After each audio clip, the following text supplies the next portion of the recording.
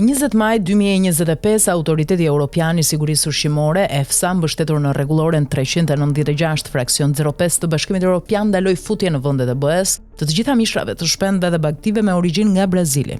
Ky vendim erdhi pasi kontrollet në pikat kufitare zbuluan prani masive të sëmundjeve të rrezikshme si bruceroza, gjuha blu, gripi i derrit, gripi i shpendëve dhe salmonela në sasitë e mishrave të importuar nga ky vend. Në të njëjtën kohë, autoritetet braziliane e kanë pranuar zyrtarisht shpërthimin e këtyre sëmundjeve duke informuar Komisionin Evropian për situatën emergjente më 16 maj, 4 ditë më vonë Brukseli mori masat. Por ndërkohë që Bashkimi Evropian ka mbyllur kufit ndaj këtij rreziku, qeveria shqiptare dhe Autoriteti Kombëtar i Ushqimit vazhdojnë ta lejojnë importin dhe shpërndarjen e mishit të infektuar nga Brazili. Madje jo vetëm kaq, shumë nga këto produkte me etiketa false si mishi freskët vendi shiten në tregje masive dhe përdoren në tender publik për çerdhe, kopshte, shkolla, spitale, konvikte dhe qendra sociale. Kujdes, jemi përballë një krimi të heshtur dhe të organizuar që nuk vret me armë por me produkt ushqimor. Shqipëria merr rreth 80% të mishit të saj të pulave dhe baktive nga Brazili përmes kompanive shqiptare dhe 9 kompanive në Maqedoninë e Veriut, në Bullgari e Rumani. Pavarësisht se Komisioni Evropian dhe vetë EFSA i kanë dërguar sinjale zyrtare qeverisë shqiptare për ndalimin e këtyre importeve, në Shqipëri vazhdojnë të futen çdo ditë,